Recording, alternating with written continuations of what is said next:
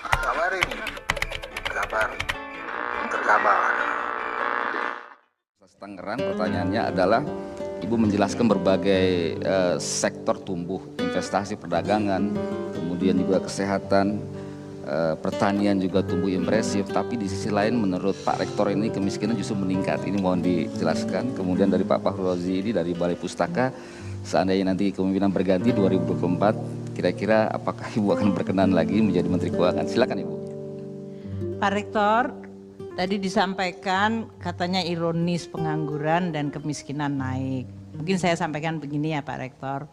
Memang kalau saya bicara tentang ekonomi makro dan fiskal, mungkin karena itu adalah makro dan fiskal yang cukup kompleks, jadinya ya udah kayaknya baik-baik aja, tapi yang saya lihat ada orang nganggur gitu kan, itu kan subjektivitas manusia. Tapi saya sampaikan begini, waktu terjadi pandemi, semua negara kan tadi mengalami shock ya Pak ya, ekonominya kontraksi. Kalau ekonomi kontraksi itu memang ada PHK. Indonesia mengalami juga itu, dilihat itu 5,2 ke 7,1. Kalau kita lihat jumlah pengangguran naik dari 7 juta ke 9,7. Semua negara kena musibah. Jadi gimana caranya kita memulihkannya? Tadi dengan cerita saya yang panjang lebar, instrumen kebijakan fiskal yang mungkin untuk catatan Bapak ya, Bapak tadi seolah-olah mengatakan seluruh ini hanya untuk ngurusin pengusaha besar. Bapak tadi saya sampaikan anggaran bantuan sosial untuk masyarakat karena mereka nggak bisa kegiatan, bansos naik, PKH naik, sembako naik. Kita memberikan waktu itu, waktu seluruh para pengemudi ojek kehilangan pekerjaan tahun 2020 itu kita langsung masuk ke situ. Jadi mungkin persepsi bahwa seolah-olah APBN mengurusi yang besar, malah yang besar kita pajekin yang kemudian dipakai untuk itu tadi Pak Rektor. Satu.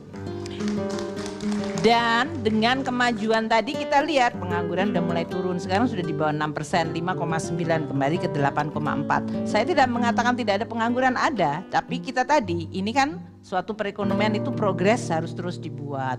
Makanya tadi kita sampaikan ini harus dijaga momentumnya. Kemiskinan juga sempat melonjak. Coba lihat di dalam graf yang sebelah kanan. Kalau kita lihat kemiskinan tadinya 9,2 melonjak lagi ke 10,2. Sekarang sudah turun lagi ke 9,5. Inilah kenapa kemudian Presiden Jokowi minta pada seluruh kementerian sekarang fokus, dan pemerintah daerah terutama, untuk fokus ke kemiskinan ekstrim, stunting, karena ini yang akan menentukan pengangguran dan kemiskinan Pak. Kita membuat yang disebut, kalau saya tadi memberikan contoh infrastruktur seolah-olah jalan tol, infrastruktur itu termasuk sanitasi, air bersih, irigasi, dan upgrading rumah yang dilakukan oleh Menteri PUPR. Mungkin yang kelihatan karena selama ini adalah bendungan sama tol, jadi seolah-olah itu tidak terekspos. Itu satu untuk catatan. Yang kedua, Pak Rektor tadi mengatakan UMKM. Seolah-olah nggak ada kepedulian sama UMKM. Ya, besok lagi kalau bikin kuliah umum Media Indonesia judulnya UMKM, maka saya akan cerita tentang UMKM. Karena ini tadi bicara tentang tahun politik, saya nggak bicara. Tapi supaya Pak Rektor tidak salah dalam persepsi mengenai tidak ada kepedulian, satu, pemerintah memberikan kredit usaha rakyat. Kredit usaha rakyat itu mereka mendapatkan dari mulai yang mikro, kecil, super mikro, mikro, kecil, menengah. Itu jumlah kreditnya yang tadinya tahun 2019 sebelum Covid 140 triliun, sekarang 379 triliun. Itu artinya jumlah volume modal yang bisa diberikan kepada seluruh debitur yang mencapai lebih dari 7,6. Saya terima kasih Universitas Muhammadiyah Tangerang tadi membina 45.000. Pemerintah melalui KUR ini lebih dari 7,6 juta. Itu masih yang melalui perbankan. Kita tahu banyak masyarakat yang nggak bisa akses perbankan kan Pak. Makanya kita ciptakan apa yang disebut ultra mikro. Ada tadi super mikro, kalau di perbankan tuh mulainya dari super mikro, itu terutama BRI bisa melakukan. Kami membuat yang di bawahnya super, namanya ultra. Ultra mikro, makanya namanya UMI. Kalau untuk Muhammadiyah enak, UMI kan ibu berarti ya dalam hal ini. Pembiayaan UMI ini kita berikan dana bergulir. Totalnya sekarang sudah mencapai 10 triliun dan jumlah penerimanya lebih dari 7 juta juga, Pak. Tadi kita ada yang melalui duafa itu, ada melalui koperasinya ada yang punyanya NU, ada yang punyanya Muhammadiyah, ada yang kita menggunakan seluruh, karena mereka yang kita bicara juga dengan seluruh yang disebut LKNB di bawah koperasi itu dan bank wakaf itu semuanya digunakan untuk menyalurkan tadi dana dari APBN untuk yang paling super mikro tadi, yang ultra mikro tadi. Kemudian Kementerian Sosial, minggu lalu saya diundang sama Bu Mensos untuk di Malang. Di Kementerian Sosial yang memang masyarakat yang sangat membutuhkan diberikan cash.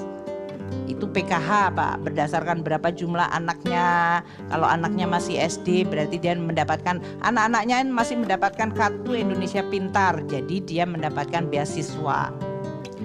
Mereka semuanya masuk di dalam BPJS Kesehatan, nggak bayar, kita yang bayar. 94 juta kita bayari untuk iurannya, sehingga kalau sampai ada yang sakit mereka akan bisa masuk rumah sakit tanpa dia harus mengeluarkan dana.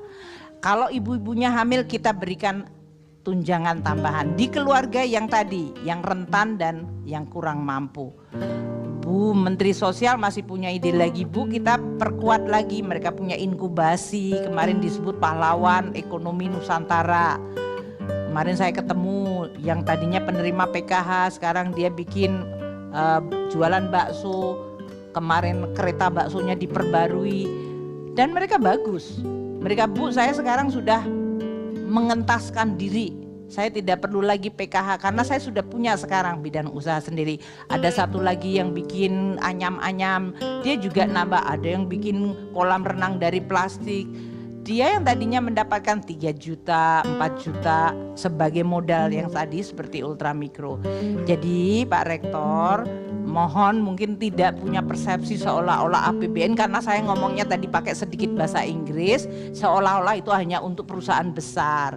Saya ngomong makanya tadi sepi ing pamrih, rame ing gawe, supaya tahu bahwa APBN juga untuk rakyat kecil banyak sekali. Itu tadi ya. Salah mau Saudi Arabia, dia punya utang. Orang Indonesia kalau ngeliat utang tuh kayaknya mungkin ya udahlah nggak usah ngomong. Jadi kita mengatakan kita kelola sama seperti itu tadi. Jadi kita akan membuat tadi, kalau kita bicara tentang pengelolaan utang sendiri tadi, sumber utangnya dari mana? Masyarakat kita sekarang kepengen beli surat berharga negara. Kalau saya sekarang kemarin surat berharga retail, surat berharga syariah, itu yang beli sampai kita kasih alokasi, mereka bilang kita butuh lagi. Rakyat butuh surat investasi.